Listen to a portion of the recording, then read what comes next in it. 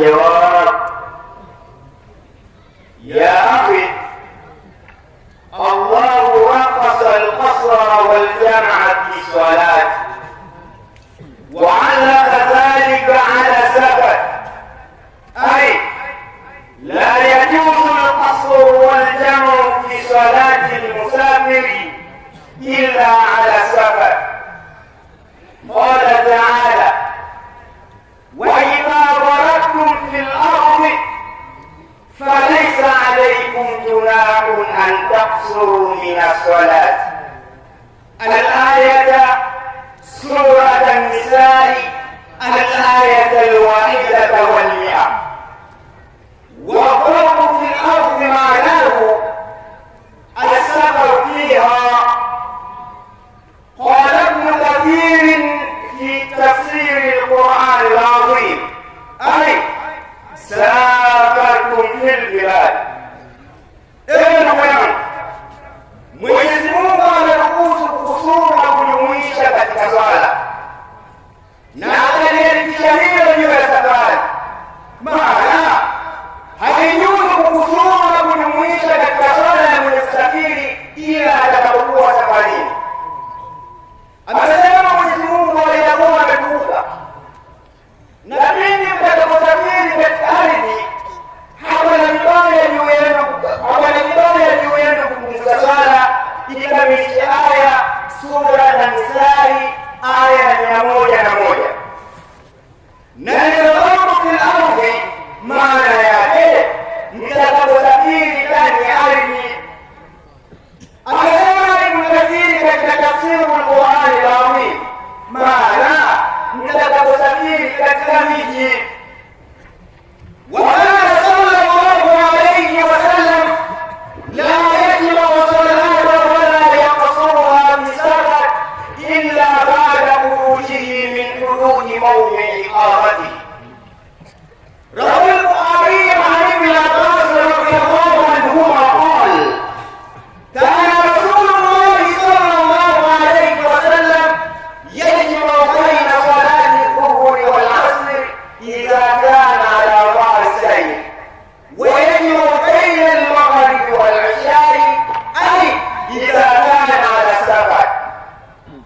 Na alikuwa Mtume Mwenyezi Mungu sallallahu alaihi wasallam hakusali sala wala haipumuzi ila baada ya kutoka kwake katika mipaka ya mahala kwa uzazi wake. Amepokea Imam Bukhari kutoka kwa Ibn Abbas radhiyallahu anhu, Mwenyezi Mungu amwelewao, asema alikuwa Mtume wa Mwenyezi Mungu marehemu Mwenyezi Mungu juu yake na pole anajumuisha katika sala ya dhuhuri na alasiri pindi atakapokuwa juu ya hali ya mwendo, na anajumuisha katika sala ya magharibi na isha maana atakapokuwa safarini. وقال أنس بن مالك رضي الله عنه: صليت الظهر مع النبي صلى الله عليه وسلم في المدينة 4 ومن ذي الحليفة ركعتين. رواه البخاري. أي قبل خروجه صلى الله عليه وسلم من المدينة صلى الظهر 4، ولما وصل إلى ذي الحليفة صلى العصر قصرا ركعتين، لأنه كان قد قصد مكة وذو الحليفة خارج المدينة. Na anasema Anas bin Malik radhiyallahu Mwenyezi Mungu, nimesali sala ya dhuhuri pamoja na Mtume wa Mwenyezi Mungu alayhi Mwenyezi Mungu juu yake na pole Madina raka 4, na Dhul-Hijja tumesali raka 2. Amepokea hadithi hiyo Imam Bukhari. Maana kabla ya kutoka Mtume wa Mwenyezi Mungu alayhi Mwenyezi Mungu juu yake na pole Madina amesali sala ya dhuhuri raka 4, na zamani alipofika Dhul-Hijja tumesali sala ya alasiri kwa kusuru raka 2. Kwa Mtume alikuwa amekusudia Maka na Dhul-Hijja ni mji ambao uko nje ya Madina.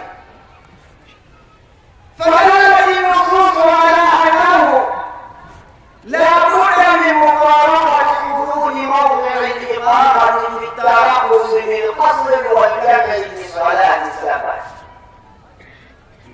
واعلموا لا يصير الإنسان مسافرا إلا بعد خروجه من بلده أو قريته.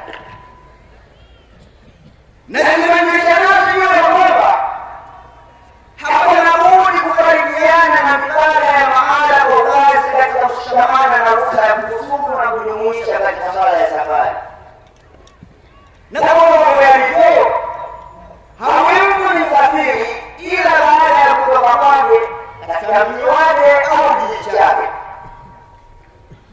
ومن هنا